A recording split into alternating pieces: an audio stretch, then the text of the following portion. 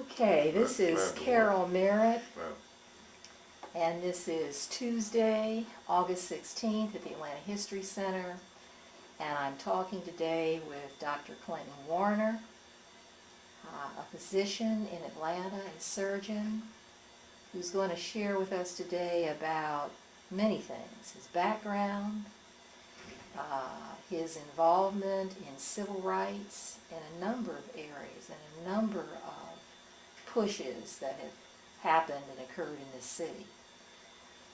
So first, I'd like to just start by you telling me, Dr. Warner, I know that you were born in Atlanta. Tell me something about just your family background, your birth, your education, so we'll have some context for your story. I would be the family, and the quick story. I was born on the campus of Morehouse College. My father at that time, after World War II,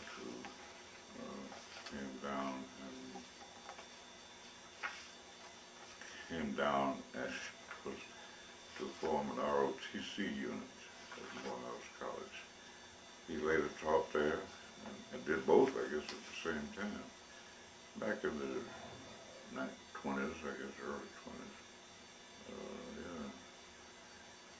And he married my mother there, and obviously I was born while they were living on the campus as a result of that. At some point in time, he decided, I believe it was about 5 or 6 years old yet, because I hadn't started school, to go to Arkansas, Pine Bluff, Arkansas. One of the reasons being, I'm sure now, I didn't know then, was because he had graduated from Hampton, which actually, at that time, did not qualify him to teach what he wanted to do. And my wife and my mother, the same thing. I didn't know all that at this time. I just knew we were moving to Pine Bluff. We moved there, we rented a house, and I started school at one of the Arkansas State's on the campus. Grammar school was the first school. Like, okay, I even remember the principal of that school's name. Some things I don't remember, but that Mrs. Barnes was her name. Those familiar with Pine Bluff and in my era, age group will probably know that name. What happened then was if I'm too weighted, this too much detail. Oh, My father ended up, both of my parents went there to do additional work. Don't ask me what it was. They both had finished college, but it was additional work to qualify them to teach. I discovered afterwards, I didn't know, because at that time. And he, in the process, built for us a home right at the gate of the entrance to Arkansas State College. It's called a little different now, but it's still Arkansas State. John Watson was the president, John Brown Watson, and some people recognize that name, who was familiar in education at that time. He built this home on top of a restaurant. He built a college inn right there for students coming and going, teachers and everything. Nobody thought of it. And we lived upstairs. So it was nice, you know. That's all I ever had for some while on the second floor. They ran that until they got ready to come back to Georgia. They completed their work. I guess he sold the place, and we traveled back to LaGrange, Georgia. That's where he had been awarded the principalship of a high school there. And I think that's what he prepared himself for. I was raised there, went to that school. My mother taught me English. She taught English at the school. I made all A's, and not anybody in that school thought that it was because my mother and father principal, mother taught it. Nobody even thought that. I was smart, and I knew it. And they knew it. It wasn't any particular help they gave me. Anyway, we went through some experiences there. I was growing up there. I came down to sixth grade. Fell in love with my sixth grade teacher, and I went through some changes as you would expect as a principal's son, going to the same school that he's operated. But got along fairly well. I used to say I was a mama's boy at that time, but I decided about my junior year, I wanted to play football. She wasn't too much praised it up, but I knew my father was proud. He was proud of that. Because all I did was sit around and read, and every once in a while run out with some buddies if they had approved of those particular people and play, and then come back before dark always. So that was good. So I went out for the football team. And I weighed 120 pounds.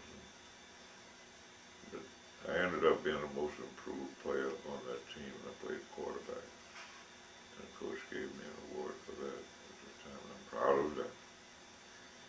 So it wasn't a question of where I was going to college, it was a question of when. And of course, obviously, as soon as I finished, I went to Morehouse College. I was 15 years old. The first thing I did was apply for the football team. And there was a line of people coming by the coach at that particular time who he would evaluate his older players. He knew people who wanted to come on. When he got to me, he said, "Well, what you doing in this line?" He was a friend. The coach was a friend of my parents. And I said, "I'm here to play football. I played last year in high school. You know, I played quarterback. You know, I spoke up for myself.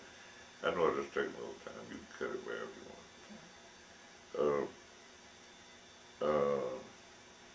He said, "No, you don't weigh enough. How much you weigh?" I said, 120. He said, "No, I'm not going to put you on that team."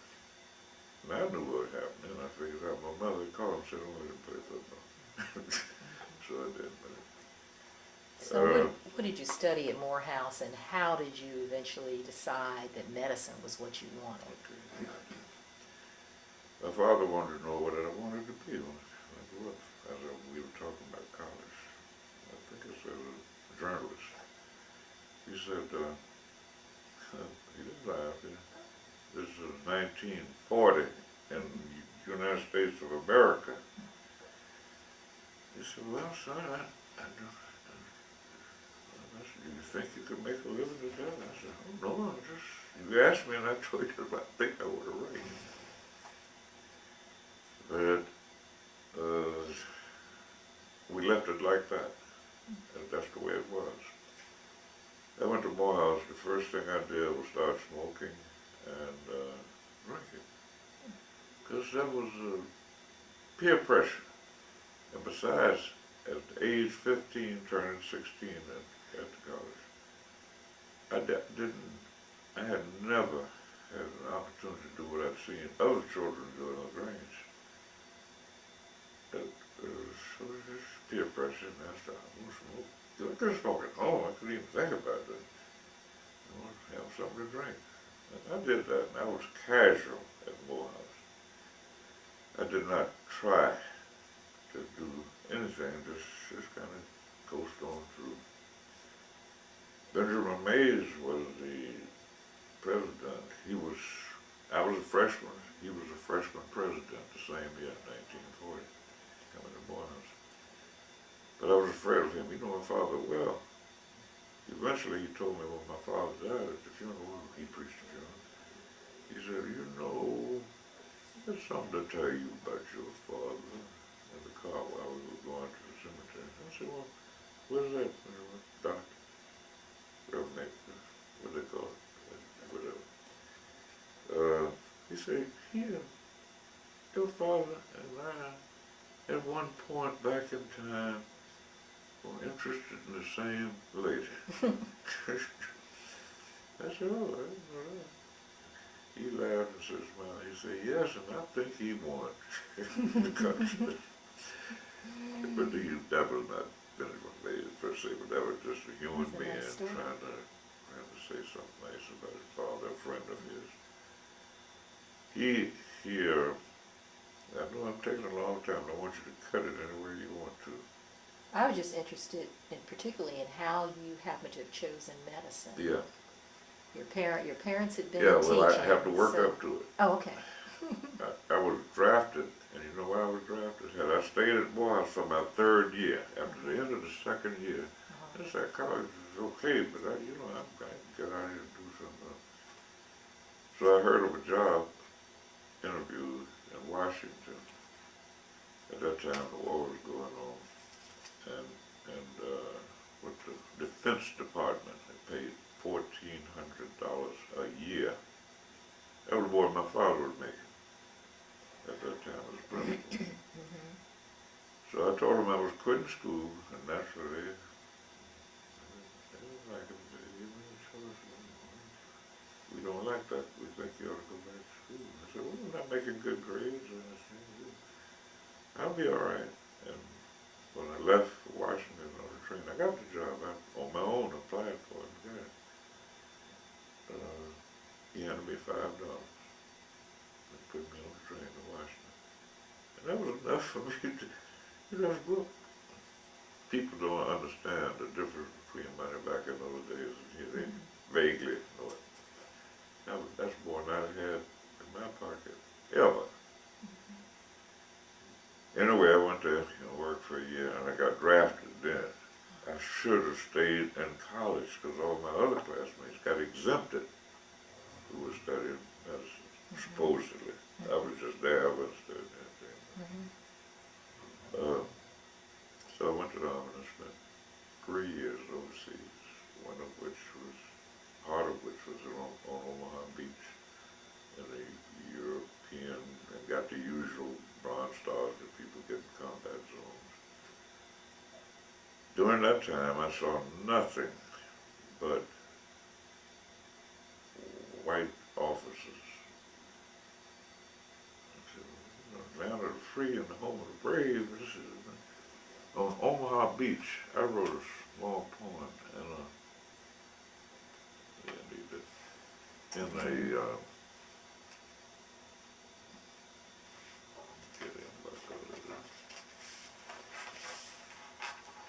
this is written on Omaha Beach in a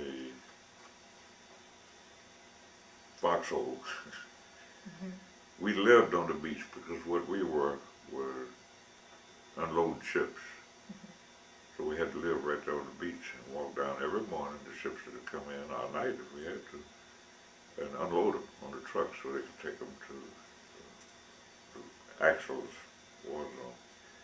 But this occurred to me, thinking about it, I didn't see any black officers. I saw that all black units were all black except for the officers. And that's done all down to the home and break. Here's the poem. Democracy to me is a fallacy, a string of unprintable lies, a castle on sand that can never withstand the forces of reality.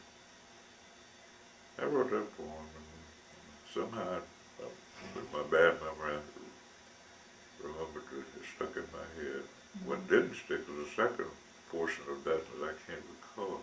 I just added to it, but I can't. But, I haven't changed from that. Now, at 81 years old, it's still a fallacy, the way it's being practiced. It still lies, the way it lies now about the current war. It's still a castle on sand that may not survive. I hope it does.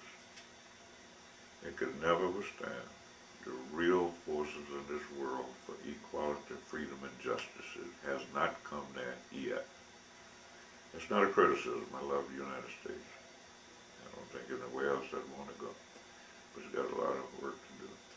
So how did I get the pip doctor? When I came home, my dad said again, what you want to do? You start out in medicine, what you want to be? I'm still looking for the easy way out. I said, well, that's kind of hard. Maybe dentistry is easy. I would be a dentist. He said, okay. So I got to the school. But this time, I was determined all I had to do was do 1 year at once. 3 years of college, I'd already had two. And I made all A's that year, because I was determined. I knew what I could do, and I did it. People still talk about that. Some of the tough courses, they remember tough teachers. I got A's from them too. And well, Mac Bay gave you an A. He didn't give me an A, I earned it. Anyway, I got admitted to Mahara Medical College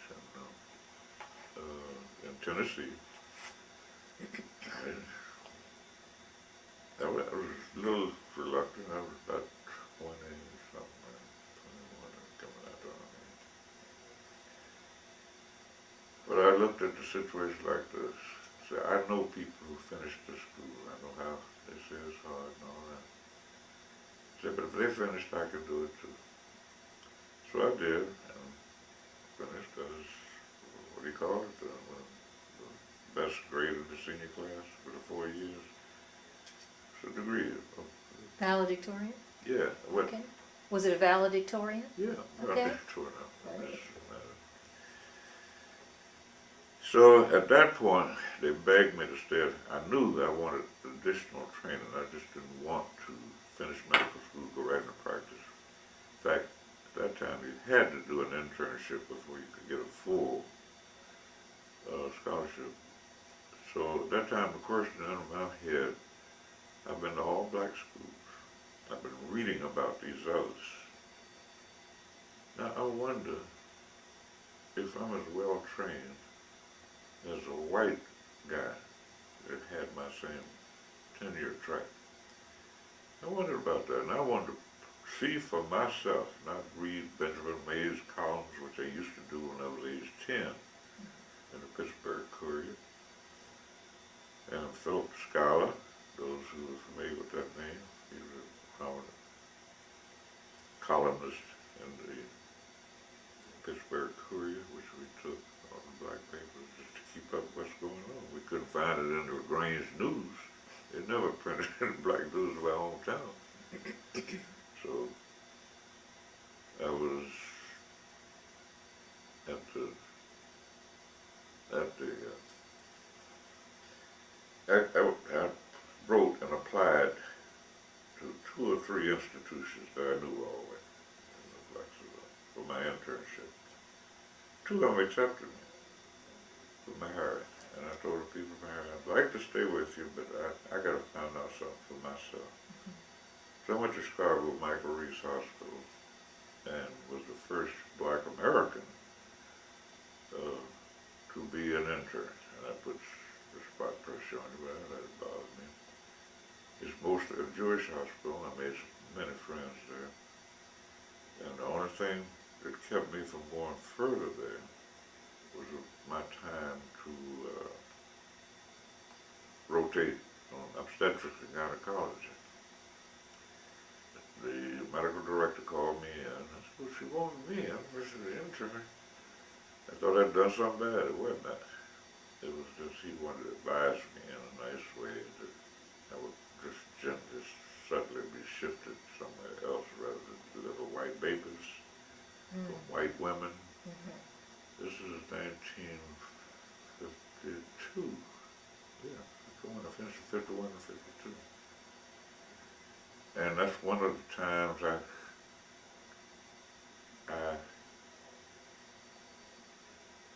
dawned myself because I blinked. I could have said, listen, you can take your white woman in this hospital and put it wherever you want to. I'm leaving. But I didn't. It was 1952. And I wanted to go. Cause anyway, when I finished that term, just 1 year, they begged me to stay. We know you want surgery. I told them that. We got a good surgical program here, no problem. We'll keep you here another 3 years. If you wish to stay. I said, I don't wish to stay, brother. I'm going back home. Because I've done well there. So I went to St. Louis, was predominantly black hospital, and got the best surgical training that existed in the country, an all-black hospital. And I found that out too with the interns. Let's back up a minute. at that level. Interns came from Harvard, University of Pennsylvania, University of Michigan, University of California, name them. They came from there. Some from Canada, the schools up there. All these, none of them were there from the South, fortunately, but from all of those schools. And it was about 2 days of being in that group. I discovered I knew more than they did. From those so-called excellent universities. I did. I was better educated in medicine at that point than they were. So it was a breeze for me to do well. Yeah, I went to St. Louis, had the same reception. They weren't too happy with me because I'd gone to a white hospital. We have our black thing, you know. I said, but I'm here now. I learned my lesson up there. It had a pyramidal system for surgical interns and residents. Started out with 4 or 5. Every year they dropped one. That's where it was done, everywhere. The next year they dropped another one. And the next year you become the chief. The first year I was there, I said, they go get me because I came from this white place. And they did. And I ended up finishing the course. And they wanted me to stay in St. Louis. I'm going back home for real now. I'm going down. And that's how I got here. That's a long story. And you can cut it wherever you want. Well, when you got here, You that got would me have been. talking about myself. Now, let's get off me. But go Well, ahead. we needed that background Okay. because I'm be interested in knowing when you got to Atlanta, the early 50s. What did you see? Yeah. What was the city like The city was for you completely as a young segregated. black man? The city was completely segregated. And I knew that when I came back. It wasn't I'd been here, going to school. It hadn't changed. There was still the black side of town and the white side of town. Where were you living when you came back? Where did I live? Uh-huh. My parents had bought a house in front of Mosley Park, Okay. on the street that ends at Mosley Park. And me and my wife, I got married while I was in St. Louis. She didn't want to come south. She left home while we were preparing to come and went back to her mother in St. Louis. About 3 days before Mother was coming back. And we went on down. She had her car and I had mine. We drove down. Now the question is, strong segregation. It didn't take me long to say, well, I got my degree in practicing medicine. I don't have to depend on whites for my practice. And it wasn't that. But I was reading about Martin Luther King in 50 to 51. And now I'm here, 52.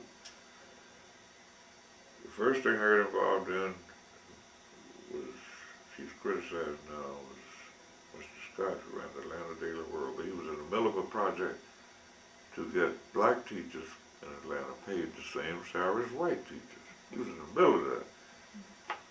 And he didn't ask me, I just went. I heard they were having a meeting to discuss it, and I just went. And they ended up donating some money, and that's all I could do. And from that point on, I just didn't look for places, but if you want me to rattle them off, situations, but I knew that something had to change there. So one of the first things you got involved in was that equalization of teachers' pay? Yeah, that was the first Okay. thing that was the shortest weeks after getting in town. I was still Really? trying. Okay, so who were some of the other people that were involved with you? I can't. It was teachers mainly. I Uh-huh. don't remember a civilian, Uh-huh. so to speak. Yeah. Being that it may have been, I don't remember.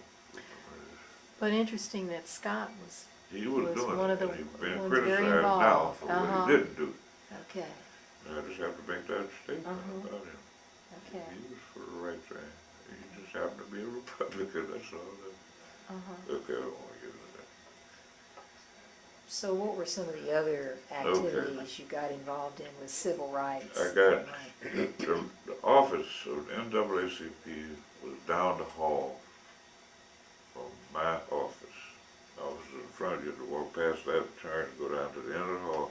NAACP's office was there. Where was your Ruby office? Hurley on Hollowell, on what was then called Hunter Road, Martin Luther King now. Mhm. across the street from and just down between the funeral home and Mason Turner Road. Okay. It was an office building for real estate and rent. Q.V. Williamson was the owner and operator of that business, and he subsequently became on the Atlanta City Council. It was a big help. He may have been the first, I don't remember. And I don't believe in this first thing anyway. First Negro, what difference that make? Just get somebody there. So that's what happened. And Bernard Jordan was there as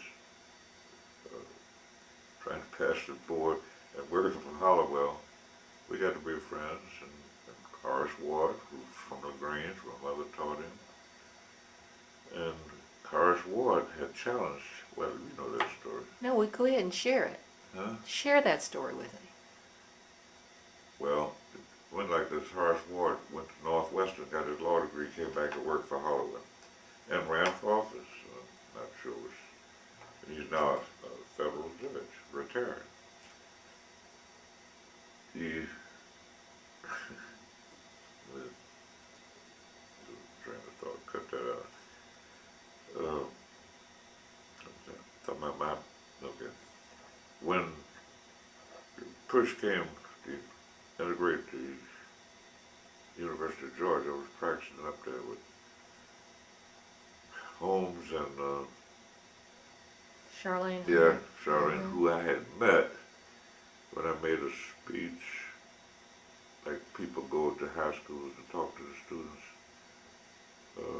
When she was in high school at Dan Davis's school, which is, you'll find out the name of it, I'm blocking. And she came up after the thing. She was a pretty little girl, so naturally I was interested in her, but she was a smart one, I could tell. And I met her then. And over the years, I've been knowing her, we haven't been in contact. But when they went, Vernon came to, we gonna need a doctor. Hollowell came to, we gonna need a doctor to go with us. Come on. I couldn't go. I had scheduled surgery for 12 o'clock that day. And I hated that I couldn't. They know it, and they excused me, so to speak. They just went on down and you know what happened. And of course, I was treating Charlene's mother, you know, she was a good friend of mine, all of that stuff. And I think that's what you asked me, how I got involved in that. And now when that subsided, while that was going on, a newspaper story came out at Grady Hospital, which was segregated, of an event that happened in the emergency room where a white doctor slapped a black woman. And you know, I couldn't let that go. Untalked about, just put stories in the paper. So I wrote a letter to the editor, in my position, they presented on that. And the debate going back and forth. Eventually the YMCA invited the dean of the medical school of Emory, who was responsible ultimately for that action and me to debate at the YMCA. I don't like to talk public. Was this Butler Street Y? MCA? The YMCA is now, where it is now, if I remember correctly. Marsh Brown, right up there by Marsh Brown. I think that's where it was. Okay. Phyllis Wheatley. Is that it? Phyllis, well, YWCA? That's the Well, Y. no matter, it's the Y. I think it's the YWCA. Yeah, the man named Drew Turner. He got up, made his position, I got up, made my position. I said, there's no justification, none whatsoever, in the medical scene for any doctor to slap a patient. None whatsoever. There's ultimately none for a white physician in this town to slap a black woman. He's asking for trouble. He's wrong, he should be put in jail, he should be sentenced, and then let out and probated, let him get back to his education. I wanted to debate, but you know, it didn't get over in the newspaper. Nothing happened. I don't think anybody ever published that, but black people were there, and get publicity. I think people understood me by then. And that's one thing. And then there issues something called the American College of Surgeons. It's the highest honor a surgeon could get in this country. And they had few black members. When I applied for it, I took the board for it, and did well on that. And they still, one of the provisions, I had to have a local surgeon look at my work and approve or disapprove of it. All the white doctors who did operate in black hospitals, so we couldn't operate in theirs.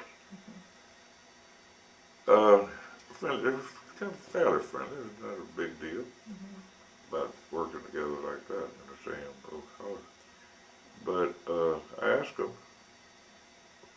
I said, could you find one time when you're operating and I'm operating at the same time, just to walk over and kind of look, you know, or when you finish or whatever, you know. None of them would do it because they had to sign. That's where it would be. I went to one of those meetings in Atlantic City, American College of Surgeons, sought out the president, who was at that time Reagan's wife's father, Davis. And I can know his first name, but I get it to you. I can plug it in. That was in the 60s, I guess. I'd put, after a meeting, he was walking down the Broadway in Atlantic City here. And I was coming, when I saw him coming, I moved over into the line. And of course, he's the president walking in. You know, people around. I just broke through the line and said, can I speak to you for a minute? He said, sure, of course. Loyal Davis. That was his name, Loyal Davis. And I pulled him aside from his little group and just told him what was happening briefly. He said, I don't believe that. That's what he said. I don't believe that. I said, well, it's true. I just wanted to know if there's any way you can help. What he did, I don't know. But they called me in. Said, we go interview you. And they tried to just throw mud all on us. I said, y'all are crazy. These three doctors. You asking me whether black doctors split fees or not. I said, no. You can believe it or not. No. Have you ever split fees? No, of course not. That kind of, they didn't ask me that about my skill in surgery. They knew it because they had heard about my operation. But anyway, I never heard from that committee. But within a week, I got notice that I'd been placed, given that, and I had to come to Chicago to get the robe. It's like a graduation. Okay. That's how it happened. Now, I wasn't the first black, but I was the first black in Georgia. Asa Yancey had that. He got it when he was in Tuskegee. He had It's an It's an award. honorary thing. Okay. The American College of Surgeons is dedicated to keep surgeons together, exchanging ideas, and improve the practice of surgery. It's Okay. just like And you were one of the first blacks? no, that's what they warned you about. Okay. No, Asa was the first from Alabama. I was the Okay. first from the state of Georgia. I see. There were a handful, some of the people who had trained me in St. Louis were members. And there were one or two of them. I'm not talking about the American Medical Association, where Peter Murray of New York was the first black member of the American Medical Association. I'm talking about segregation in medicine and its gradual dissolution. It doesn't exist anymore. I'm doing more preaching than anything else out there. Well, I It think we need to know what the situation was like. I'd be interested in your sharing with us. I know you had filed a suit against I was gonna Emory. work up to that. Oh, okay. I want to hear about that. I'm always like that. Okay. Okay, we'll just stop Yeah, pausing for a moment. I have to Okay, we were talking about what, Emory? Emory. The hospital, the medical situation, medical Talk about the segregation medical in situation Atlanta. and segregation in the city of Atlanta at that time. There were two organizations that still are too. Atlanta, a white and a black one. But they merged. Many blacks are members of the white, so-called past white, and a lot of them are sticking to their own organization. But they work together. They work together. It's not they just exist. It's not like it used to be. When I came here, everything was segregated, medicine included. I felt that given my training and so forth, I could do a little teaching also. So I wrote a letter to a couple of hospitals to be on the staff. There was St. Joseph's, Crawford Long, Emory University, and whatever the other. And most of them didn't even answer me. When they, the Georgia Baptist guy, he was not there yet. He was honored very much over at Georgia Baptist in the area of cancer and research and so forth. Maybe I don't mean any harm to him. But he wrote me a letter back saying, we don't take blacks over here. He said, why don't you go somewhere else? Just like that. And he's a hero in medicine here in Atlanta, but I'm just telling you like it was. What was his name? It's gonna come to me. When I Okay. go over there, I see plaques and things, they're still up there for me. Okay. I'm blocking on names. Well, it'll come to you. I want to just move on that. My involvement, when I was president, I got to be president of the Black Atlanta Medical Association. What was the name of it? Hmm? What is the name of the Black Atlanta Medical? Medical Association. We had that name. The other group called themselves the Fulton County Medical Association or something like that, I guess. Okay. But they couldn't stay together.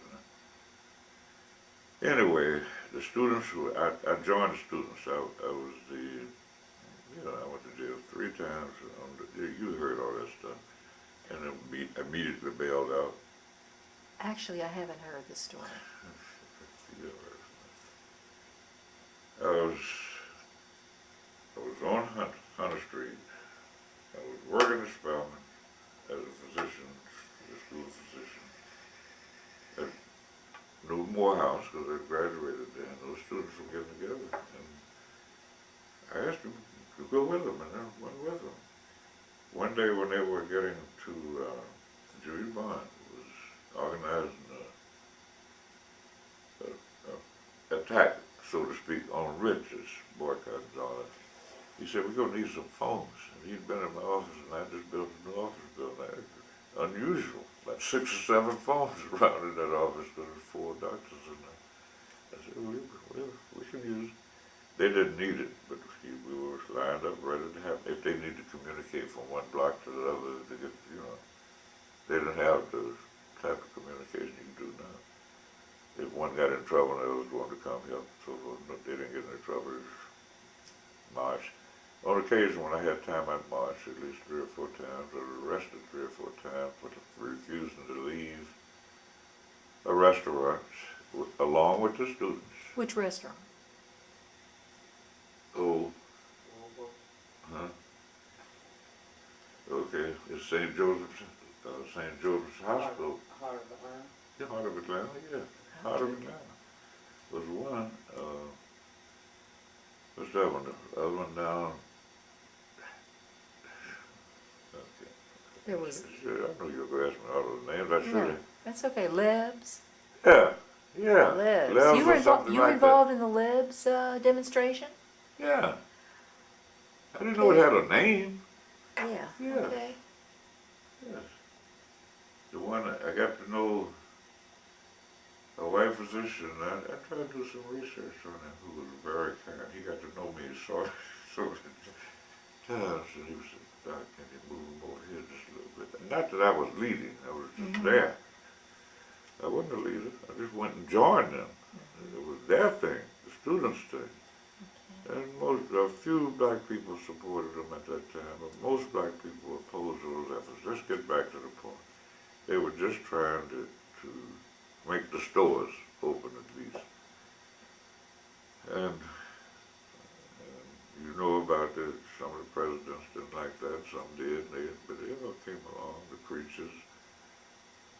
same attitude during that time of upset. I haven't gotten to your point yet. There was some were for, some were against. Most of the eldest Irish people didn't want to rock the boat. The children did, the students. They wanted to rock the boat, which now we know is correct, but they wasn't bought into by all of the community. Because they were afraid for their job, and I could understand that. A black person working that time at this institution, maybe they'd be a janitor or laundry or something, would be afraid to be known to be doing this. Because he thought he'd be fired, he would have been. I understand all that. But I'm trying to get to the point of, that's the way it was, and I don't want to, that's been said so many times. Why you say that? Well, Martin Luther King could not do anything in Atlanta. He tried. You know Atlanta. I hate to say that. But it's changed now. People have changed. I'm talking about then. And blacks are not the same. They're not that down with somebody trying to fight for equality, justice, and freedom. And that's all it was. And why not? Because it's in the Constitution, we're entitled to it. And anybody who's a black person, even today, who refuses to join that overall quest of battle, I hate to call it a quest, is a better word than a battle, that overall objective of freedom, equality, and justice. And many black people are running through now. That doesn't bother them. They think they got it. And I used to argue with them or discuss it, and there's no point in doing it. I don't do it anymore. But I have not changed. I'll give you an example where I haven't changed. Somebody said once,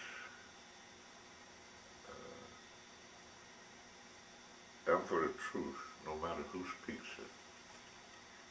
I'm for freedom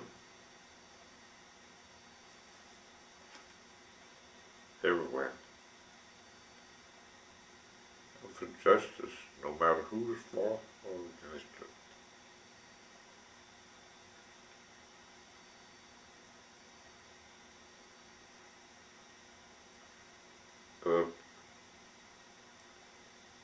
I'm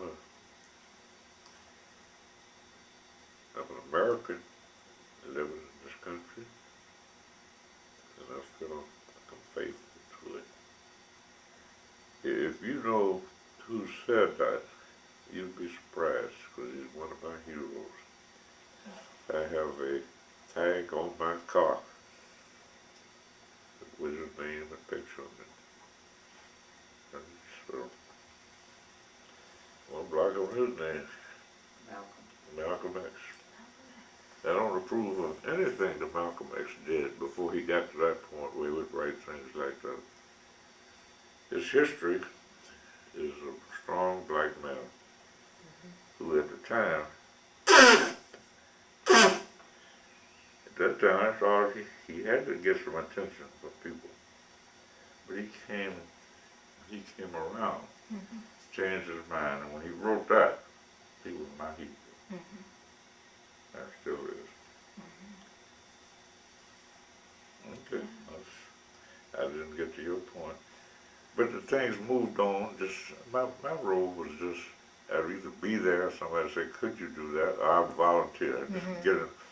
Students would have meetings out. When I bought a house in a black community, a white community, the first black, I said I don't like first blacks, but I didn't like I-20 either being built and placed so it would separate the white community on one side and the black community on the other. And that was done that way for that reason. And that bothered me, and I haven't been in that long then. And so when somebody said, with all the racial stuff going on, there's a white dude over there that can get along with his neighbors in the subdivision, and he wouldn't sell a house to his house to anybody. So I ended up buying the house and moving over there. In the process, it got very low attention, but man, why you want to move over there? I said, the only reporter who ever called me about that, and that gets complicated. Did not use my name in the story, just uses a black surgeon is moving into that house. And the reason is, I believe to this day, Ivan Allen, who knew me, because he wanted me to vote for him, and I did. And we encountered each other in different things. Where was the He had house? said, I know that guy, and I wish you, the press, would not do anything that he may get harmed with. That's, Okay, so it was to protect The you. handkerchief, put the handkerchief away. that's what I believed. And Where I- was the we- house that you bought? 483 Fielding Lane. Okay. The attraction about it was 26 acres with a house on it, and a barn, and a pasture, and a creek. Don't Was ask this me where that, it was excuse me, but was this after Ivan Allen had put up the Peyton wall? This one, he now. put up. That's why he put it there. Because you bought that house? Yeah, Ah, that's why he put it there. He said, well, okay, he got back. We don't want no more. Somebody buy it to him, well, just put up a blockade. You can't come over here and argue with it. Well, that's not true. Let's drive around Lyndhurst and on back in there with my gun on my seat. Open. Got to what use did the neighbors say? the same thing you would expect. We don't want you in this neighborhood. There's garbage and trash on your neighborhood. Women would call me particularly and say, you, cursing, and black in the black word. And before they could get through, I said, ma'am, I know about you women. I said, but I'm tied up tonight with your neighbor. Now I'll take you out tomorrow night if you wish. And that made it, I didn't get my standard down like that. See, I'm tied up. Excuse me. I'm tied up with your neighbor. She asked me first to check out. And I'll get you tomorrow night. Or maybe it's sometime during the week. That finally grew away. When we first moved in, they called it blockbusting at that time. That was the community words for that, the appropriate words at that time. So first moved in, they put up signs, all of them, along the road. This house is not for sale. They were just trying to say that no more. He's here, he got it, we don't know how he got it, but no more. Don't come in here asking us about his house. That didn't last long. The next day or two, it was up, house for sale. It was not for sale. So they began gradually to sell them. And that was all that was. It was just a quest to find a better home for my family. It had nothing to do with, I was happy that it cracked something, but that wasn't my primary reason. To demonstrate that I wanted a better house for my family. By the time the wall came down, it took a while before that wall actually came down. A few weeks, I don't remember exactly. A few weeks? Oh, okay. Yeah, it wasn't long, but it was there long enough to get national attention for that action. And that's the only thing I know that Ivan Allen got somebody convince him to do. Because otherwise, what did you think of Ivan Allen? I thought he was good. He was a brave man. He was the only white Southerner to testify before Congress, you know this, in favor of desegregation. And I thought he was a good guy. I thought he was a good guy. I don't have a problem. Didn't have it at all. When he was running for mayor, I said this right quick. You know, here there's a black new surgeon in the black community. And he came fundraising, trying to get votes and so forth. He came, and he looked at my office, and we stood in the hall and talked as he was getting ready to leave. He looked over and he saw a thermofax machine. That's what the copying machine at that day. And it was state of the art at that day. He sold it. He had to lock in on selling those machines in this area. So he made plenty of money. People were buying them like, you know. It's an office improvement. He said, you got one of my machines? I said, yeah. I said, you charge a lot of money for these things. He said, let me tell you something. He said, I don't make any money on the machines. I said, well, you sell a lot of them, and it's costing enough. He said, I might make my money on the paper, because they were using paper that when you copy it, it would last for a while. It wasn't a permanent copy. A week or 2, 3, and they'd have to do it again. I make my money on the paper. That's like these print machines now. They'll give you a print machine if you buy that ink that's so costly. Okay. Okay, but we are the subject. But listen, I'm not a hero. I'm just a person who reacted to things, and I still do that. If I mess this right, I do it and make enemies and make some friends, and it doesn't bother me. We're all human beings on this earth. But this is one human being go do and say what he really is doing. Now that's the Ku Klux Klan. They do that. But they have to explain their actions. I don't have to explain mine to anybody. Once the wall came down, you were living there on Fielding Lane. Was there an ongoing program or organization that No, it just tried to happened. do fair housing in the city of Atlanta? Not that I know of. It Okay. just happens. Mm-hmm. People were aware that, hey, we can buy over there. We can afford it. They went around and looked and and I got to tell you, I lost that house in Washington. I lived, of course. But I bought back in the same neighborhood. I've been there for 35 years. and we still got some white neighbors that did not move. Not many, but there's a few. They just said, well, this is no big deal. Because people say when the blacks come in, the houses will deteriorate, the yard, they're going to keep it in the yard. The community looks better now than it did 40 years ago, whatever it was. With the whites on it. It looks better. Better upkept, better everything. But that's just one of those. Man, but I think on the general subject of discrimination, the world is getting better. Let's see what. I'm giving philosophy now, but you just. Well, I want to hear that now too. How The world is you getting feel better. about The world things. is getting better, but it's our world, the United States, is in big trouble. The main thing is just the evolvement of groupthink, which simply means that an individual goes along with what he hears or reads on the paper, even though he has doubts about it, but he just keeps it to himself. That's groupthink. That's the power of groupthink. We're going to get to the country that there was a blast of groupthink put out against affirmative action. And now even black people don't think that should be.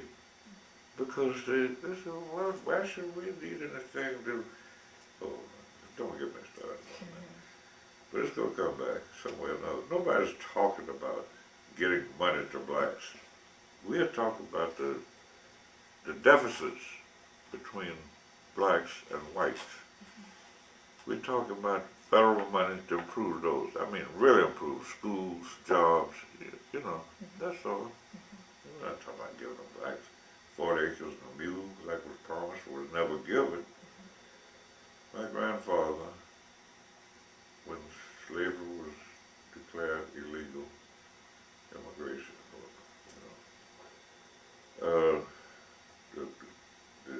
his owner wanted him to stay. And he wanted to stay.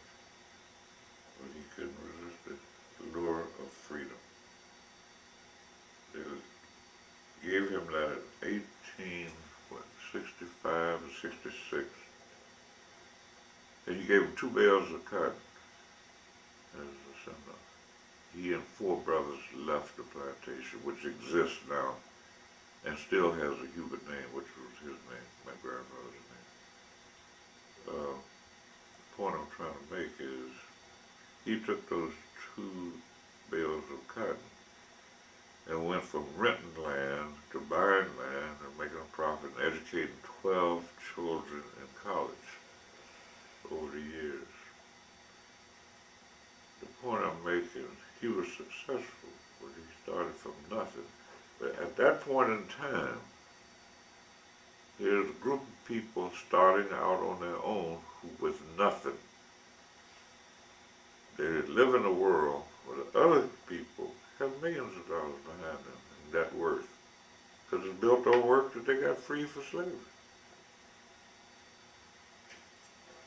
So you figure that one out for yourself, why affirmative action is not needed. To at least make up for that. There's no way we can catch up with this head start they got on economics. And say, but we're doing a good job, we're coming along. We're coming along. The best example of that is editor of magazine that died. It was just John about Johnson. John Johnson, about the time that Ted, the white journalist, Peter Jennings. Peter Jennings, yeah. Please, let me just say it again so you get that. The best example of that is John Johnson, the Ebony magazine, and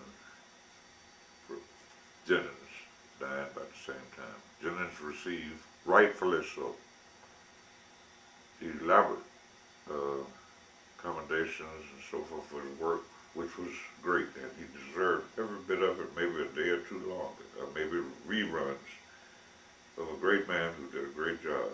Here's John. Here's the editor of Ebony, who started way back with just this furniture from his mother, and comes to that. Now what did he do? What he did was allow black people the privilege of thinking better about themselves. Not hearing all the time that you're no good, you won't work, you don't do this. It's the social advance that he promoted, and it taught that people can do it when you just try to make it money. But he did more than make money. That magazine and Jet gave blacks some pride in themselves. They didn't have it well. Before that, how could a black be proud of himself? He said, everybody says I'm nobody. So he becomes nobody. That gave blacks that one organization. It didn't cure it, but it gave them the idea that they are good as anybody else, really. You know, they've been treated. No, it's so quiet now that it's not going to be a revolution. So, but if that desegregation hadn't come at that time, it would be a war by now between white and blacks. One other thing I want to leave with you, when I was helping the students do whatever they asked me to do. A guy called me from Mississippi in about 63. When did those three people get there? Whatever that year was. 64. Came up here and told me I'd worked with him, I'd operated on him, and I'm not going to give you his name. Said, we're making a major change in the student movement. I said, what is it? He said, we're going to war. In Mississippi. I said, oh. He said, yeah, and what I want to know, would you be willing to come down and treat any injuries that may occur? I was planning ahead. That's what I do. I said, no, I won't come down, but I guarantee you this. If you can get them here, I'll see that they get treatment. But I'm not coming down there to join a war. And it's not because I'm afraid. It's not that, but I would help. It never came about, and I think I know why. But he's dead now. And we were friends when he died. Friends through that. He understood. He was accepting that. He said, well, okay, if we call you, say we send somebody, you be down, look out, get them, I said, yeah. Why didn't it go through? This was the Stokely Carmichael, this type of thing. He leaned over to them, even though he was a student, as SNCC member, an officer. It didn't go through because John Lewis put some sense in the people's head, even as young as he was, that the war ain't gonna get us nothing but killed. That's all it's gonna get us. That's what I think we're doing. People like Julia Barnes. You could ask them about that. See, they hadn't advertised, they were trying to plan it and then spring it on the rest of the students that we got it all right. You all vote for this, we're ready to go. Here you go. That's what I think, but it's all strategy. Because sometimes you talk to Julian Bond, did he have anything to do with that? They fired. Well, I don't get all that. He thought he had lost because they let him go as president of SNCC for some reason. I don't know all of that. Ooh, but it didn't go. You asked me why it didn't go. I'm not able to answer that. I just suspect. But this boy was determined. He wasn't playing around. He wasn't trying to scare anybody. He made other plans. He just wanted to see about the medical part. And, I was thinking about that often. Because I wasn't far removed when I came out of that army from coming back home to this stuff. And I served the 2 years overseas, 3 years now. Okay. Now, what I did was talk about myself. That's not what I wanted to do. I don't think so, and I've still got the tape running. But I thought maybe there might be something that you might want to end with, something additional that you might want to say and share with us. You've got time for that. No. I've said it in one time. I know it probably repeated it. But at least you Okay, ended on a very optimistic note. It's, okay, here's the optimistic note I leave it with. It's from Bertrand Russell, who was born in 1872 and died in 1970. Englishman. In all affairs, it is a healthy thing now and then to hang a question mark on the things you have long taken for granted. Meaning, of course, that you look at situations if you like them right now and see, let's test it out and be sure that it's okay. Don't be afraid to question things that have been taken for granted and accepted. That's just it. Well, I'd like to thank you very much.